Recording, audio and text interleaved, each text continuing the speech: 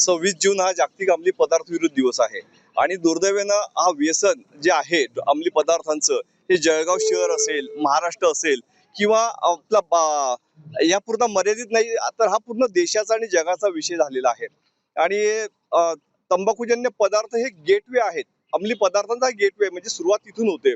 आणि मॅडमने सांगितल्याप्रमाणे ही गोष्ट खरी आहे की बाप तसा बेटा कुंभार तसा लोटा. जर घरामध्ये बाप जे वर्तन करतो ते मुलं ऑब्झर्व करतात आणि त्यांचं जगणं होऊन जातं. म्हणून आपली नवीन पिढी येणारी चांगली पिढी घडवायची असेल तर पहिल्यांदा बापानं म्हणजे घरातल्या प्रमुख माणसानं बदलणं अतिशय अत्यावश्यक आहे. जर घरातले माणसं बदलली ना तर आपल्या मुलांना शिकवायची गरज पडणार नाही, तू जग कसा वाग कसा म्हणून. तर ह्या अंमली पदार्थाच्या दिनानिमित्त एवढंच जळगावकरांना आपली विनंती करायची आहे की नाही म्हणा व्यसनांना, से नो टू ड्रग्स. आज ही जी काही मंडळी सहभागी झाली याच्यातली बरीच मंडळी व्यसनमुक्त झालेली आहेत. येस. तर या चेतना व्यसनमुक्ती केंद्रावर जे ऍडमिट रुग्णमित्र आहेत त्यातील काही रुग्णमित्र यात सहभागी झालेत आणि त्यांनी सुद्धा प्रण केलाय की आम्ही तर व्यसनमुक्त झालोय पण आमच्यासारखेच तुम्ही सुद्धा व्हा, आम्ही सुधारलो आपण पण सुधरा म्हणून. येस. मॅडम काय सांगणार या ठिकाणी आज नशामुक्ती रॅलीचं आयोजन करण्यात आलंय. तरुणाई व्यसनाने इंटेकडे वळली आहे. मोठ्या प्रमाणात ड्रग्स विकले जातात ठिकठिकाणी. काय सांगणार? आज आपण सर्व इथे एक व्यसनमुक्ती रॅलीसाठी आपण जमलेलो आहोत. आज आपण अंमली पदार्थ विरोध दिन म्हणून हा साजरा केला जातो. पण सर्वात प्रथम मला असं वाटतं हा दिन आपण साजरा भविष्यामध्ये करायला नको. म्हणजे व्यसन संपायला पाहिजे पुरं आपल्या समाजातून. आज ही चेतन व्यसनमुक्ती तर्फे ही रॅली इथे विस्पुते सरांनी सर्वांना घेऊन नागरिकांचा समावेश घेऊन इथे ती ऑर्गनाईज केलेली आहे. मला खरंच एक मेसेज द्यावासा वाटतो समाजामध्ये की का म्हणून लोक हे व्यसनाकडे वळतात. तर मला वाटतं आपण कुठेतरी जबाबदार असतो. आपण म्हणजे पाल्य असो किंवा समाजाचे काही घटक असतील. एखादा व्यक्ती जेव्हा व्यसनाकडे वळतो तो त्याच्या निराशातून तो तिथे जात असतो. तर मला वाटतं घरामध्येच काउन्सिलिंग त्याची झाली. अगर आई वडिलांचं नातं हे आपल्या मुलाशी फ्रेंडली नातं झालं, एखाद्या मुलाला आपण समजून घेतलं. तुम्ही बघाल आपल्या मागे जळगावला सुद्धा तरुण पिढी त्याच्यामध्ये एंगेज झालेली आपल्याला दिसली होती आणि हे प्रमाण वाढत चाललं आहे. तरुणाई म्हणजे फक्त तरुणच नाही तर सरांनी जसं म्हटलं मुली सुद्धा हिच्यामध्ये जास्त प्रमाणामध्ये सहभाग घेत आहात. तर खरंच ही खूप चिंतेची गोष्ट आहे आणि मला खरं असं प्रथम वाटतं की पाल्य म्हणून आई वडील म्हणून त्यांनी आपल्या मुलींवर किंवा मुलांवर संस्कार हे चांगले टाकले गेले पाहिजे. आणि समजा ते त्या हिच्यात गेले पण आहेत तर त्यांना तिथून बाहेर काढण्यासाठी सर्व समाजाने एकत्र येऊन पॅरेंट्सने एकत्र येऊन त्यांचा तिरस्कार न करता त्यांचं काउन्सिलिंग करून ते त्यांना तिथून बाहेर काढलं गेलं पाहिजे की ते तिथे जाण्याचा विचार सुद्धा करणार नाही. आणि समाजामध्ये हे जे असे काही ड्रग्स आणि काही गुटखा वगैरे विक्री जे करतात त्यांनाही मी कडक शब्दात मी महापालिकेचं महापौर म्हणून आणि प्रशासन म्हणून आम्ही कडक आता पावले उचलली आहे की कुठेही गुटखा वगैरे ही विक्री केली जाणार नाही.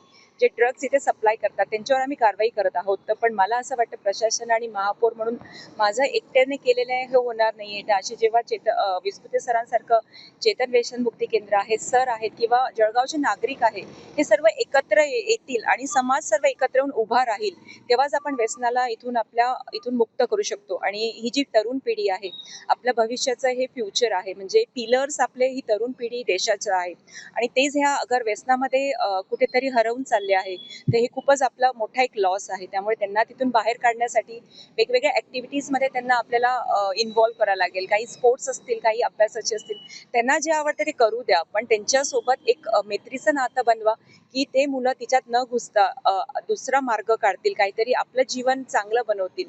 आणि जसं आपण सर्व एकत्र येऊ जळगावकरांना हळूहळू एकत्र येऊन आपण जिथेही तुम्हाला माहिती असेल की असं विकलं जात आहे किंवा काही गुटखा वगैरे विकला जात आहोत तर त्याची कारवाई आपण सर्व करूया आणि जळगावातून करूया.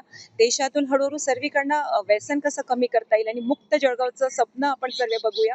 इथे सर्व आज एक छान रॅली आपण काढलेली तुम्ही बघाल तर जे चेतन व्यसनमुक्ती केंद्रामध्ये जे घेत आहेत आणि त्यांचं उपचारासाठी ते आलेले आहे ते सुद्धा इथे इन्व्हॉल्व्ह झालेले आहेत. तर एक वेळा ते व्यसन आधी झालेले होते पण आज त्यांनी त्यांची मनाची तयारी केलेली आहे. तर मला असं वाटतं आपण समाज म्हणून त्यांच्यासोबत उभं राहायला पाहिजे. त्यांना त्यातून काढण्यासाठी एक चान्स द्यायला पाहिजे, त्यांचं काउन्सिलिंग केलं पाहिजे आणि असंच आपण सर्व एकत्र येऊ तर नक्की आपण आपलं व्यसन फ्री आपण आपलं शहर बनवू शकतो. धन्यवाद. मागच्या काळामध्ये ड्रग माफियांच्या विरोधामध्ये आपण कारवाई घेतली, 1-2 जणांचे घरही पडले, मात्र नंतर ही कारवाई पुढे होऊ शकली नाही.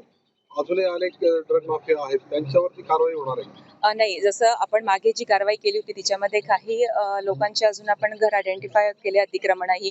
त्यामध्ये काही म्हणजे आयुक्त सरांना मी लेटर सुद्धा दिले होते की जिथे हे विकले जातात, की काही टपऱ्या असतील आपल्या हिच्यामध्ये, काही विकास दूधचे टपरे येतात की जिथे ते फक्त दुधाचं त्यांना पदार्थ विकायला सांगितलंय, पण सहजपणे तिथे कॉलेजची एरियाज असतील, तुम्ही बघाल तर हे भेटतं कुठून, म्हणजे मुलांना इझिली अवेलेबल कुठून होतं. आणि तरुण मुलं आहेत तर शाळा कॉलेजेस तिथे जवळच ते विकलं जातं. त्यामुळे आम्ही महापालिका म्हणून आमच्या हद्दीत जे पण येतं, आम्ही पोलीस डिपार्टमेंटलाही लेटर दिलं आहे SP सरांना की जिथे हे भेटतं तिथे चेक करावं. त्यांना ते ठेवण्याचा अधिकार नाहीये. जे म्हणजे गैरप्रकारे ते गुटखा वगैरे विकत आहात तिथून आपण ते उद्ध्वस्त केलं तर मला वाटतं नक्की आपण उद्ध्वस्त करूनच आणि जनजागरूकता करूनच ते आपण थांबवू शकतो. त्यामुळे महापालिका आणि आयुक्त आम्ही आहे सर्वांवर कारवाई करण्यासाठी आम्ही तत्पर आहोत आणि करत सुद्धा आहोत. येत्या भविष्यामध्ये अजून काही असं मिळालं तर आम्ही नक्की त्यांच्यावर कारवाई करूया.